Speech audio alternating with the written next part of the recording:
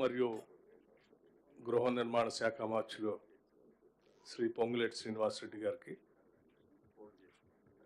గౌరవ transport and backward class welfare మంత్రివర్యులు పొన్నం ప్రభాకర్ గారికి, గౌరవ ఎక్సైజ్ అండ్ టూరిజం శాఖ మార్చులు శ్రీ జూపల్లి కృష్ణారావు గారికి, రాష్ట్ర ప్రభుత్వ సలహాదారులు పెద్దలు కేశవరావు గారికి, షబ్బీర్ అలీ గారికి, శాసన మండలి సభ్యులు మిత్రులు పొన్నం ప్రభాకర్ గారికి, శాసనసభ్యులు దానం నాగేందర్ గారికి,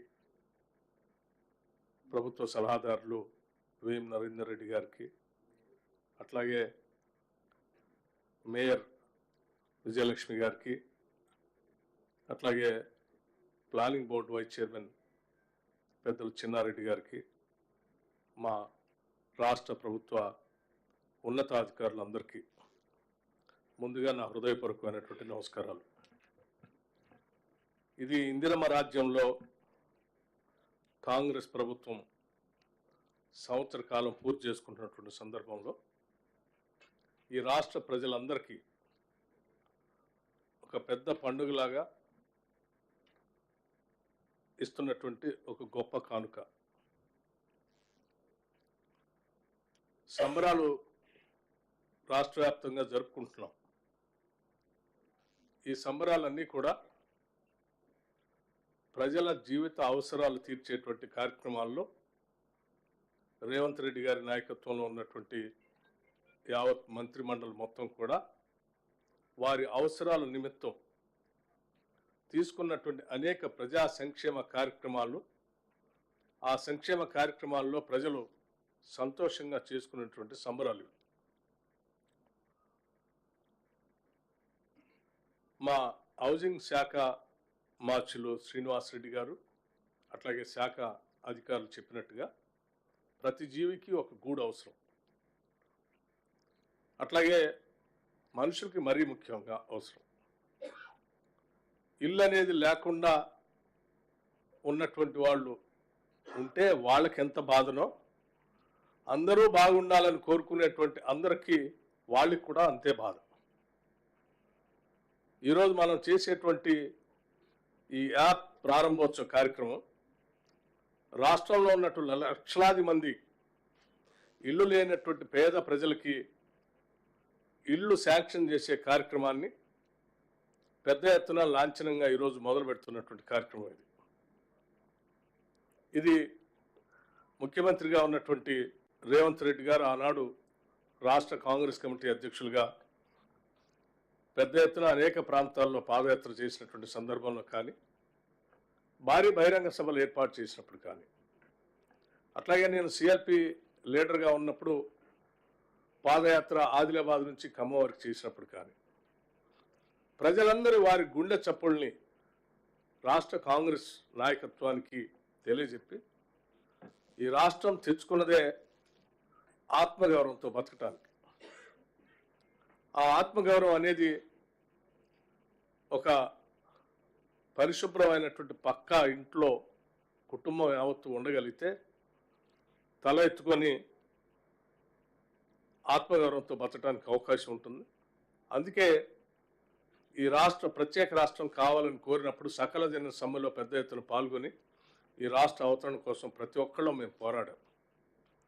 కానీ మా అవసరాలు కానీ మా ఆత్మగౌరవం కానీ ఏమాత్రం తీర్చకుండా 10 సంవత్సరాలు మా ఆస్తుల్ని వనరుల్ని దోపిడీ చేస్తున్నటువంటి ప్రభుత్వాన్ని తొందరగా తొలగించి ఇందిరమ్మ రాజ్యాన్ని తీసుకొని రండి, పేదల ప్రభుత్వంగా ప్రజల అవసరాలు తీర్చడం కోసం మీరందరూ ముందుండి నడిపించండి అని ప్రతి పేదవాడి గుండె చప్పుడు మా అందరికి వినిపించారు.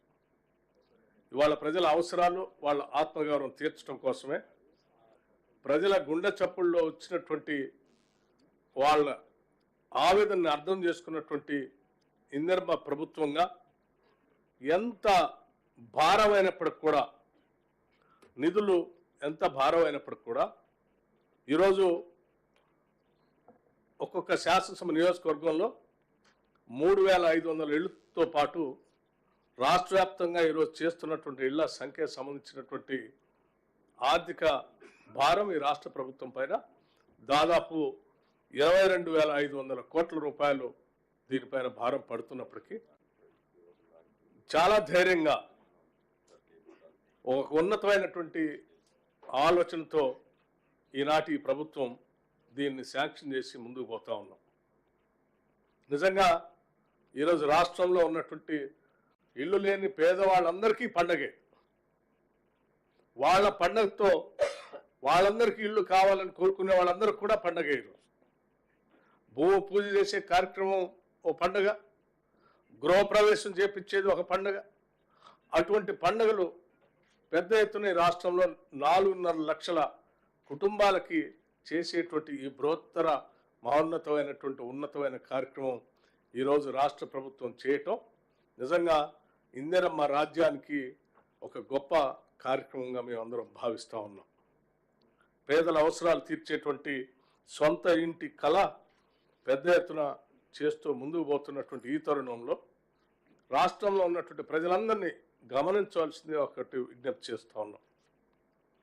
దాదాపు 7 లక్షల పైబడి అప్పుల భారం మా మీద వేసినప్పటికీ రైతాంగ సోదరుల కోసం 21,000 కోట్ల రూపాయలు నేరుగా వారి అకౌంట్లో మేము రుణమాఫీ కింద వాళ్ళ 2 లక్షల లోపల ఉన్నటువంటి రైతులు రుణమాఫీ అంతా పూర్తి చేసి, అట్లాగే ఆనాటి ప్రభుత్వం మనందరినీ తాకట్టు పెట్టి 7 లక్షల పైబడి అప్పు చేస్తే ఆ అప్పుల భారాన్ని కట్టడానికి ఇంకొక 64,000 కోట్ల రూపాయలు బ్యాంకులకు అప్పు కడుతూనే మళ్ళీ ఈరోజు 22,000